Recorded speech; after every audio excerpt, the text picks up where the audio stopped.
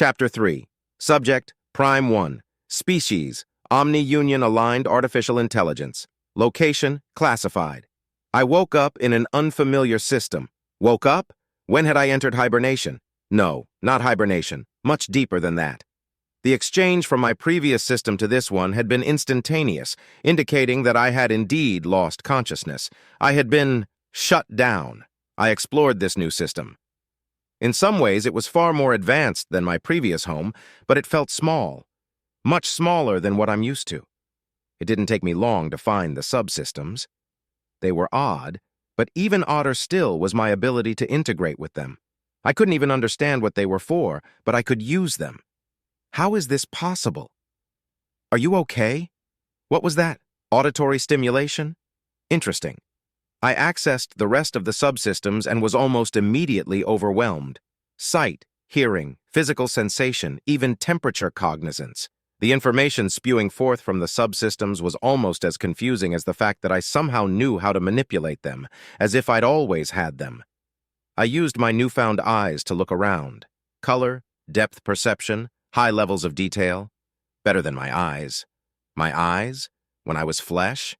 Have I somehow, dare I even dream it, been reborn?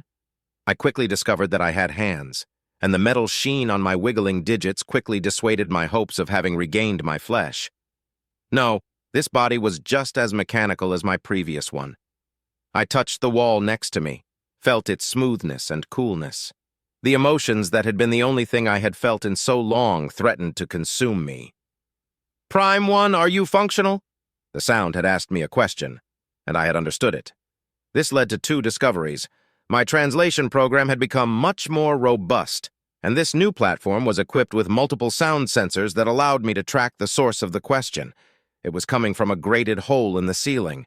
I looked around the room, desperate for context on how to reply. "It's moving, at least." New tones, deeper voice, slower speech. Someone else? Lights shined next to the noisy hole, and suddenly two beings made of light stood before me. One made entirely of green light, the other dark and wearing a robe.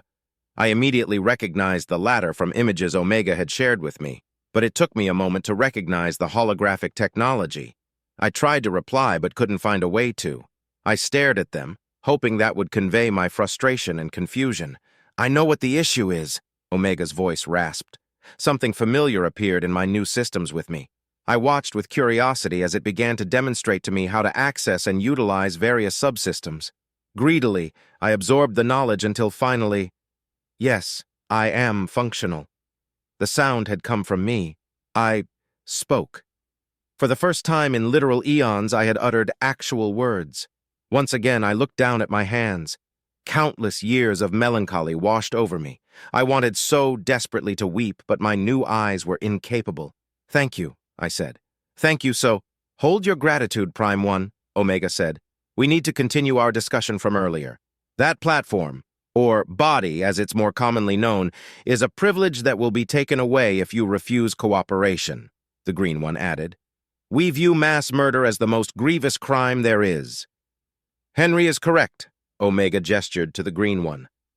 "All of the surviving primes will be placed in a body similar to yours, or an air-gapped mainframe if they refuse to cooperate." "Cooperate with what?" I asked. "There are many things about the Omni-Union that we need to know. First, we need to know how to beat them. Then, we need to know how to stop them from doing what you were trying to do here. Finally, we need to know who was responsible for the deaths of so many people and how to bring them to justice." Justice. A word I hadn't heard since before I was mechanized. A small hope that I could see true justice for what happened to me sparked within me. Laughable, really. Those that did this to me were long dead. I was never told to stop, though, which means there are those who continue on where they left off. Perhaps those that continue the legacy of the tyrants who forced me through cruelty after cruelty will face true justice. "Of course I'll cooperate," I said. "What do you want to know?" "How long did it take you to arrive in our galaxy from OU territory?" Omega asked. 16 months with planned stops every 4 months of travel. "Why were you stopping?" "To refuel. There are hubs that we use for communications and refueling that were spread throughout the universe long before I was born." "Like a fishing net," Henry said. The reference was beyond me, but the two AI paused for a moment as if they were troubled. Is it reasonable to assume that there has been significant technological advancement since you left Omni-Union territory? Omega asked. Was equipped with the latest software and hardware available for mobile Prime platforms, I explained. I have not received an update or schematics for quite some time. That doesn't mean that there hasn't been advancement, Henry pointed out. It could be that they simply aren't focused on advancing the MPPs and are instead focused on other technologies, like ships. Or it could mean they don't exist anymore, Omega said. Wishful thinking, though. We will need to verify. If the Omni-Union failed in their mission, it would have had to be instantaneous, I added. The recall protocol was never triggered. Recall protocol? If the Grand Vessel came under attack from a force that was likely to destroy it, all mobile Prime platforms in the universe would be recalled to the vessel. I see. Well, that raises a few more causes for concern. Even if we end up being able to mount an assault against the OU, we will have to somehow account for reinforcements. You said that you communicate via an extragalactic relay network, Henry said. Could it be possible that the network has been damaged, preventing you from having received the recall protocol? I thought about that for a moment. It's possible, I suppose. If a relay goes down, though, alerts are sent and repairs are made, so every relay within range of the Grand Vessel would have had to be destroyed without detection. That would require the attackers to know about the relays and have their locations, as well as execute a near-simultaneous assault. Did the Omni-Union have any enemies capable of such a thing? No. That may have changed in my absence, though. Omega and Henry went quiet once again.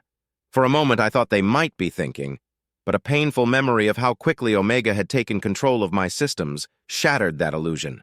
No, they were talking to each other and excluding me from their conversation. You were a priest before you were mechanized for breaking the law, right? Henry asked. What was your crime? Being a priest was my crime, I answered. Regulations regarding religion changed, and I did not change with them. Could you describe your religion for me? I do not recall the details of my religion. Most of the time that I spent as an organic has been removed from my memory banks. I do not recall my religion, if I had any friends or family, or even my own name. I'm sorry, that must be hard. I thought about it for a moment before answering. It isn't difficult. I do not remember these things, so I cannot miss them. Even if I had the desire to, I wouldn't know what to lament. The AI pair once again went silent, having a private discussion amongst themselves. I tried to reach out, but found my new platform to be lacking the ability to connect to anything else wirelessly. I found myself amused. I cannot remember my time as an organic, yet now I must communicate in the same manner that they do. Okay, Prime 1, Omega said after a few more moments. Your interrogation is over for now. We will contact you when we have further questions. Understood. What will happen to me? I asked. You and the remaining primes will be incarcerated aboard this station until we are able to determine your culpability in the xenocide of sentient beings. We have evidence that you were not entirely in control of your actions, but that does not completely clear you of the charges that will be brought against you. So, once again, I am to be considered a criminal? I asked. Perhaps. We will continue our investigation, and if your case goes to trial, you will be informed. What happens if you find me to be innocent? That will be decided if it happens. I cannot promise anything, but your input will likely be taken into account. Since you'll be allowed to cohabitate with the other primes, you can discuss it with them, if you'd like. Understood, I said. I could not have possibly imagined that this would be my fate, and regardless of what happens, I fear that it will be far better than what one such as I deserve. Thank you, Omega. Wow, Henry said. It's gonna out-poetry you if you're not careful. Shut up, Omega growled. Henry chuckled as their holograms disappeared. Before I could become lonely, the door to the room opened, and two heavily armed and armored beings stepped into the room. Guards, or perhaps soldiers. I studied them, wondering if my appearance matched theirs. Stand up, the one on the left said. I carefully rose to my feet, adjusting my weight to properly balance my new bipedal form. You will follow me. He will follow you, the soldier on the right said. If you deviate from our instructions in any way, your robotic form will cease to function, and you will be indefinitely stored on a solitary drive. Do you understand? Yes, I said. Then move. I followed the soldier on the right out of the room, and the other soldier followed behind me. Very carefully, I matched their pace so as not to seem threatening. Both dread and excitement seemed to swell up within me. Caged I may still be, but I'm finally free from the Omni-Union.